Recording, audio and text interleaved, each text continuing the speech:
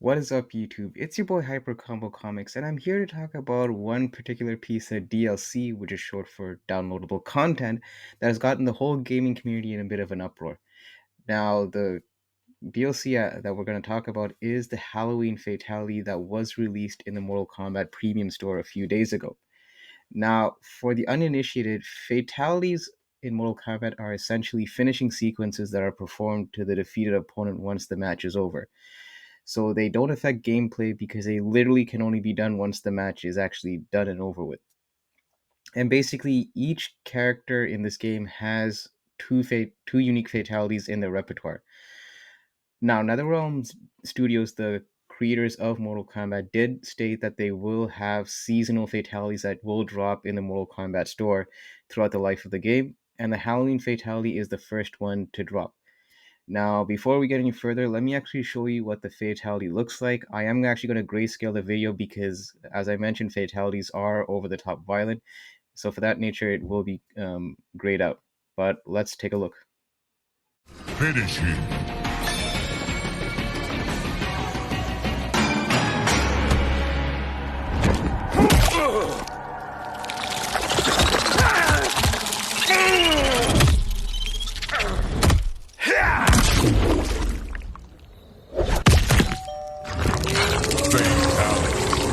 Johnny Cage wins. Now, in order to obtain this fatality, you have to actually spend 1250 Dragon Crystals, which is the in-game currency for Mortal Kombat. And there's two ways of obtaining these crystals in games as far as I know. You can either complete the storyline and that nets you 500 Dragon Crystals, or you can level up each character to level 20, and for that, it'll net you 100 crystals. And so far, there's essentially 23 characters on the roster, so you have a potential of earning up to 2300 Dragon Crystals. Also, keep in mind if you purchase the premium edition of Mortal Kombat 1, you do get 1250 bonus Dragon Crystals. And like myself, if you purchase the collector's edition of Mortal Kombat, you get 2700 Dragon Crystals. Outside of that, the only other way of getting more Dragon Crystals is by using real world cash, and this is where the controversy lies for this fatality.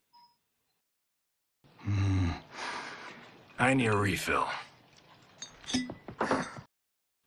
Now, the whole concept of DLCs for video games have been around for quite a while now, and if we were to look specifically at fighting games, I remember even as far back as 2009 when Street Fighter 4 charged you extra to buy bonus costumes for the fighters.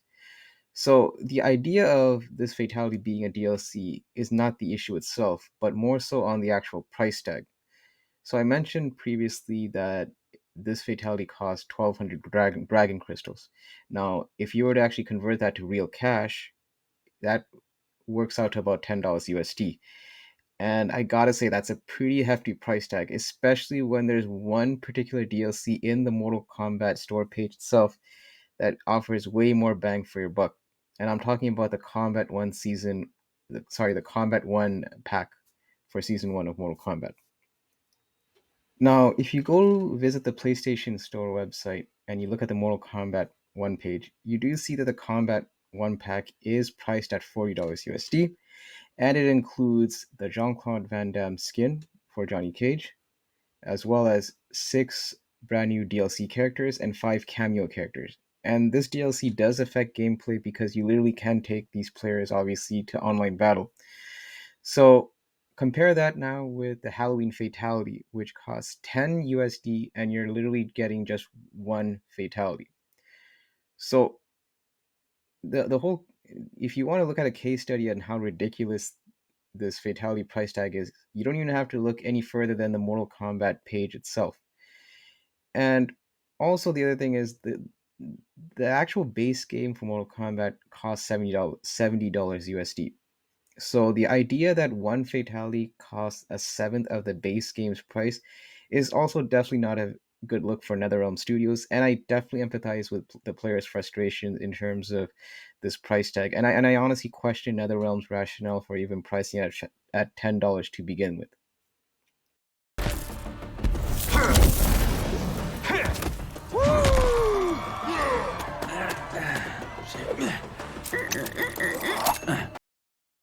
But one thing I have noticed is players trying to convince other players to boycott this DLC. And this is where I think the effort is a bit futile.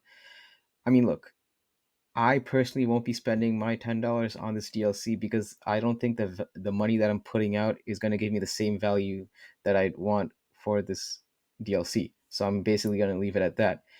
But who am I to say how another player should spend or not spend their money? Because at the end of the day, we're dealing with grown folks. Well, at least I'm assuming they're grown because this game is rated M for mature. So I'm just assuming for the context of this conversation, everyone here is 18 and up.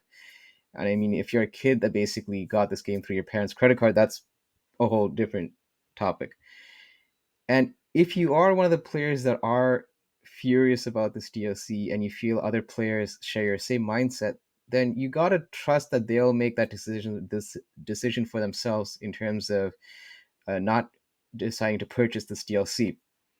And obviously, if NetherRealm sees the decline in sales, the hope is that they may rethink the pricing for the next Fatality DLC that will come for, I don't know, I'm guessing Christmas probably.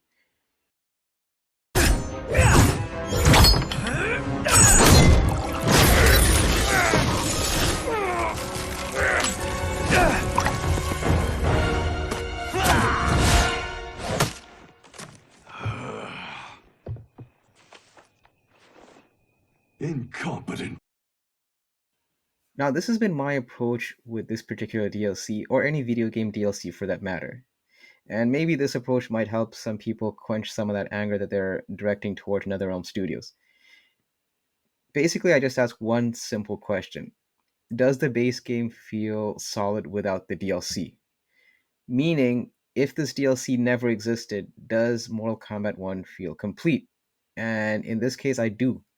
I find that the game is very robust, has a lot of features in the package, and there's plenty of unlockables that you don't have to pay one single cent for. Now, this would be an entirely different conversation if I felt that the game was half baked and it almost felt like the DLC was essential to make the game complete. In that sense, I would think that the studios did a very scummy move on their part because the game itself is $70. And if you're asking players to pay for the DLC to basically make the game feel whole, then that almost feels like you're extorting money from your customers. At the end of the day, though, I just don't want this sour experience with this Halloween fatality to basically taint players' initial positive response of the Mortal Kombat 1 game because it is still a solid game. But yeah, that's my thought on this whole DLC fiasco. Anyways, guys, that's going to be it for me. If you enjoyed this video, please consider hitting that like button, that subscribe, and also, you know what, if you have any comments on this particular topic or in DLCs in general, drop them in the comment below. I definitely want to hear them. But till then, guys, peace out.